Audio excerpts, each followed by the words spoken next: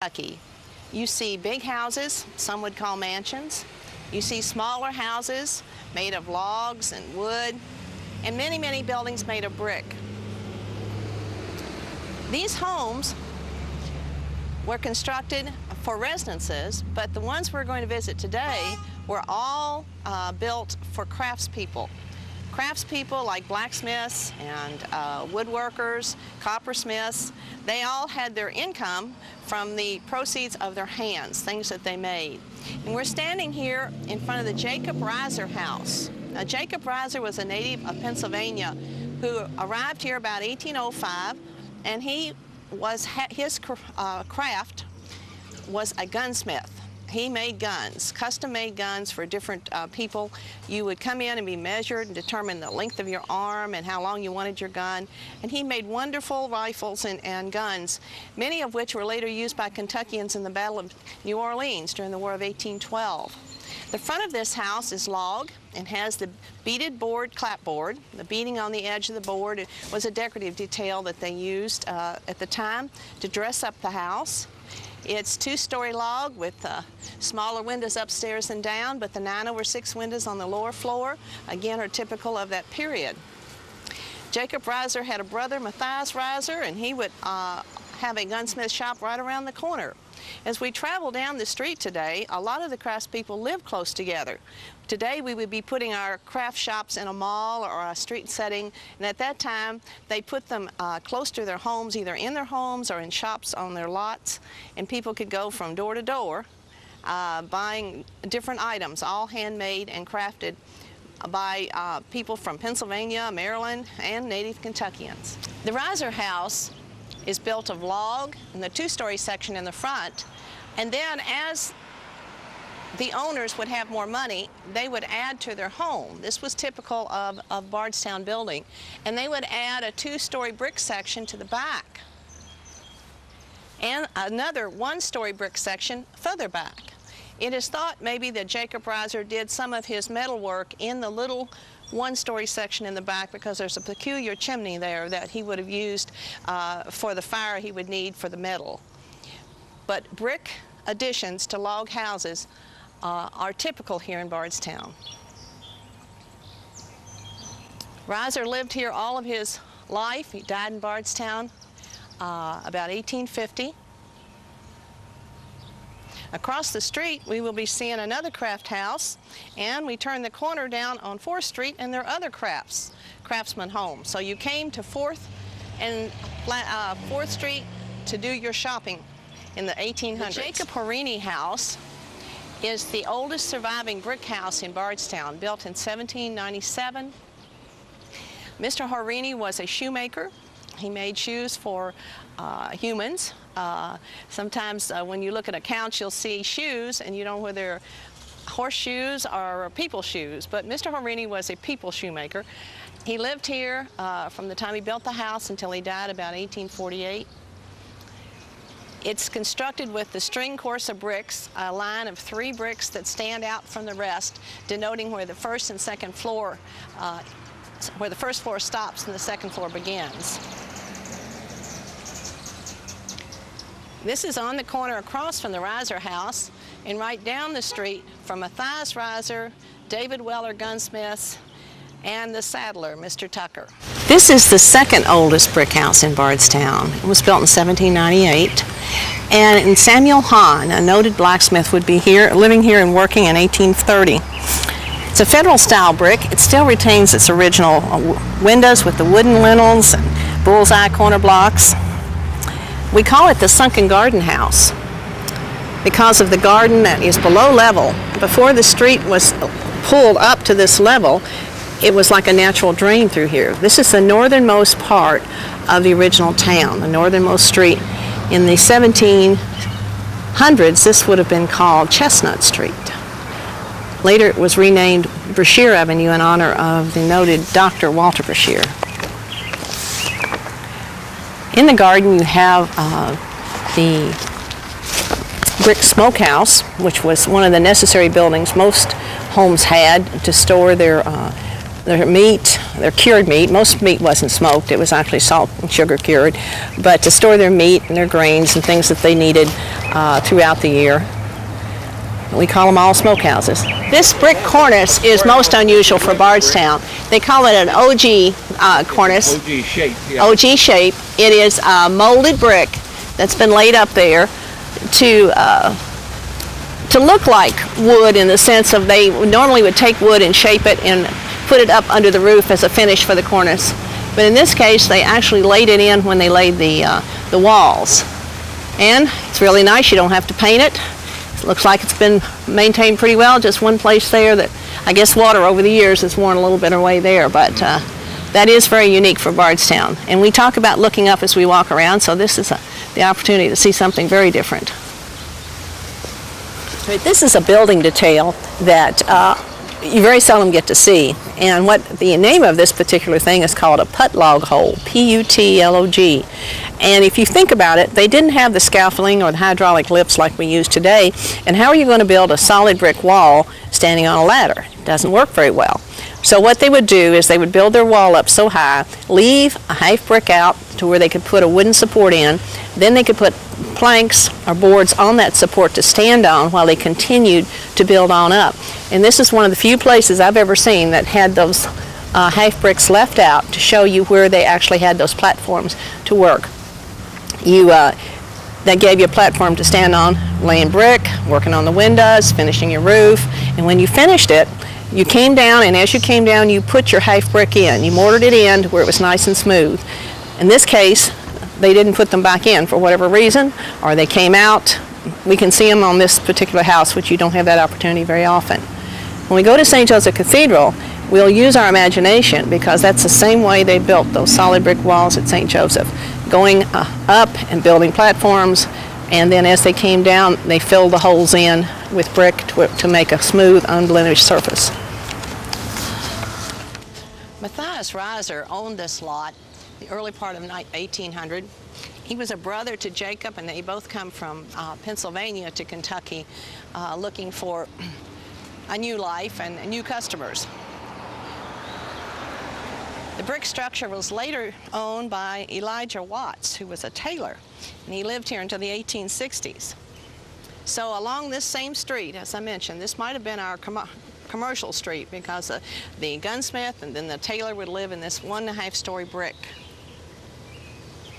Next door is a 2-story log, now painted green, and it's very colorful here on 4th Street. John Caldwell owned this house. He had bought it from the James Chambers estate. Dr. Chambers was famous for the duel that he and John Rowan participated in. Chambers was mortally wounded, and Rowan was accused of murder because dueling was illegal. But the court decided that all of the details and the rules had been followed, so Rowan was not indicted for murder. But this is a 2-story log. Again, the smaller windows on the 2nd floor with the 6/6 and the 9/6 windows on the 1st. Has a lovely little garden right beside it. And the chimney has been rebuilt. Most of the old chimneys were of stone, some were of brick. But over the years, as people have occupied the homes, they have found they've had to rebuild many of the chimneys. Samuel Tucker, a man who made his living by making saddles and bridles and all the leather goods you'd need in a horse-drawn, horse-motivated industry, would build this house around 1830. Now, I say he built this house, he actually built on to an earlier house made of log. When you walk in the side door of this home, you walk into a log room. Now, that always was a mystery. And then we started figuring out that there was a 2-story log section here with a log addition. They tore the front off and built the brick section. They tore the back off and built another brick section. But in doing so, they enclosed part of the log addition. So today it looks like it's a solid brick house, but it's so interesting to walk in and you've got 2 solid log walls that have been exposed in the den. Mr. Tucker, as I said, made saddles. You would come and order your saddle, get the type of bridle or reins and all that you needed. Right across the street from where you could buy your gun or have your coat made.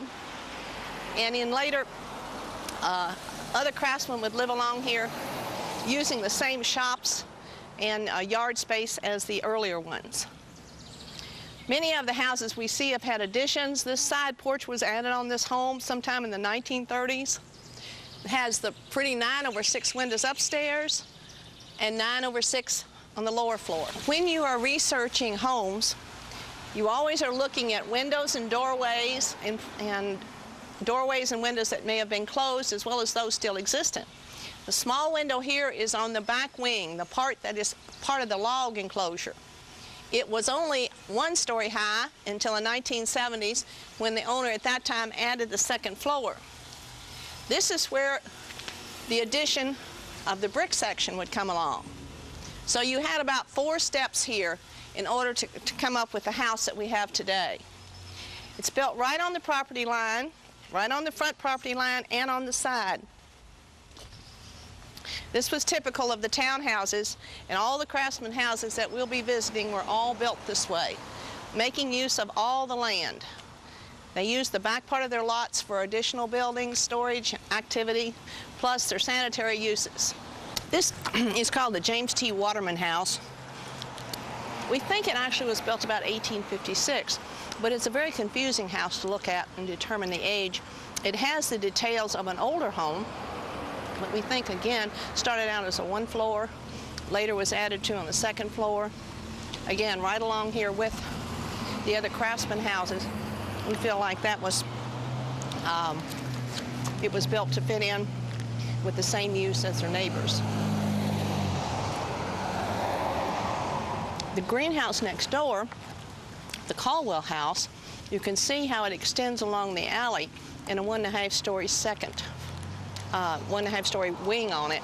And that was very typical of the log homes at the time too. They very seldom had 2-story wings in the back. These were used by Henry Weller, who was a gunsmith. And he was kin to David Weller, also another gunsmith.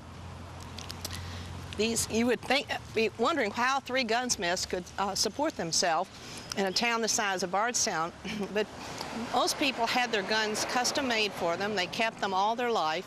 They were very prized item that was passed down in the families. And today, the Reiser rifles and the Weller rifles are sought after by many collectors because of the wonderful craftsmanship and detail on them.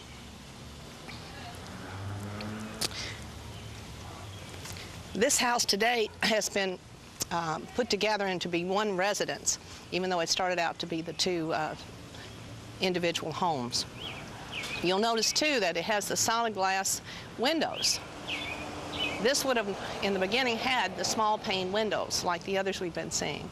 But around 1900, it was the practice, the fashion, to try to have the big solid panes and windows. So this was kind of dressed up your home. So a lot of our older bricks today will have those solid pane windows.